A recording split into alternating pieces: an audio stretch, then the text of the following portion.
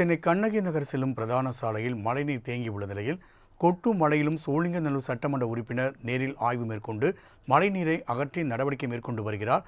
கூடுதல் தகவலை எமது செய்தியாளர் டேனியல் வழங்க கேட்கலாம். டேனியல், கள நிலவரங்களை பதிவு செய்யலாம். வணக்கம் ராம்குமார்.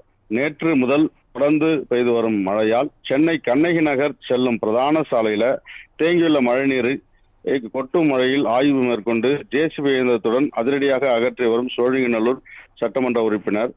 சென்னை சோழிங்கநல்லூர் சட்டமன்ற தொகுதிக்குட்பட்ட கண்ணகி நகர் செல்லும் முக்கிய பிரதான சாலை எழில் நகர் பகுதியில் மழைநீர் முழங்கால் அளவிற்கு தேங்கியுள்ளது. கண்ணகி நகரில் வசிக்கக்கூடிய சுமார் 1 லட்சத்துக்கும் மேற்பட்ட மக்கள் இந்த பிரதான சாலையை கடந்து தேங்கியுள்ள இந்த மழைநீரை சிரமத்துடன் கடந்து செல்லும் நிலை உருவாகியுள்ளது. காலையில பணிக்கு செல்வோர், அத்தியாவசிய பணிகளுக்கு வெளியே செல்பவர்கள் உள்ளிட்டோர் வீட்டிலிருந்து வெளியே வர முடியாமல் கடுமையாக பாதிக்கப்பட்டு வருகின்றனர். இந்த கண்ணகி நகர் எழில் நகர் பிரதான சாலையில தேங்கியுள்ள மழைநீரால கடும் அவதிக்குள்ளாகி வருகிறதை நம்மால் பார்க்க முடிகிறது. சென்னை மாநகராட்சி 15வது மண்டல அதிகாரிகள் காலையிலிருந்தே எந்த ஒரு நடவடிக்கையும் எடுக்காத பட்சத்துல இது குறித்து அப்பகுதி மக்கள் சோழிங்கநல்லூர் சட்டமன்ற உறுப்பினர் அரவிந்த் ரமேஷிடம் தகவலை தெரிவித்துள்ளனர்.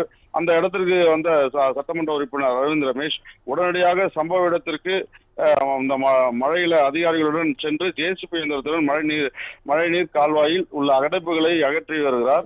கண்ணகி நகருக்கு செல்லும் இந்த எழில் நகர் பிரதான சாலையில தேங்கியுள்ள இந்த மழைநீரை அகற்றும் பணியில தற்பொழுது ஈடுபட்டு வருவதை நம்மால் பார்க்க முடிகிறது. அவருடன் சென்னை மாநகராட்சி 195வது வார்டு மாமன்ற உறுப்பினர் ஏகாம்பரம் உள்ளிட்ட மாநகராட்சி அதிகாரிகள் கலந்து கொள்கின்றனர். இந்த பகுதி முக்கியமான பகுதியாக இருப்பதால் இந்த மழைநீரானது தேங்கி இருப்பதை குளம் போல் காட்சியளிப்பதை நம்மால பார்க்க முடிகிறது. இந்த சுமார் 100கணக்கான அடுக்குமாடி குடியிருப்புகள், லட்சத்துக்கு மேற்பட்ட அந்த மக்கள் வசிக்கிற அந்த முக்கிய பகுதியில இதுபோல் மழைநீர் அகற்று கால்வாய்கள் முன்னெச்சரிக்கை நடவடிக்கையாக எந்த ஒரு நடவடிக்கையும் எடுக்கப்படாமல் அந்த வடகிழக்கு பருவமழை தீவிரமடைந்து வருகிற இந்த நேரத்துல இந்த மழைநீர் அங்கங்கே அடைப்புகள் ஏற்பட்டு இதனால அந்த மழைநீர் அந்த கால்வாயில் போகாமல் சாலைகளும் குடியிருப்பு பகுதியிலும் செல்வதனால மக்கள் கடுமையாக பாதிக்கப்பட்டு உள்ளனர். ராம்குமார். டேனியல், தகவலுக்கு நன்றி.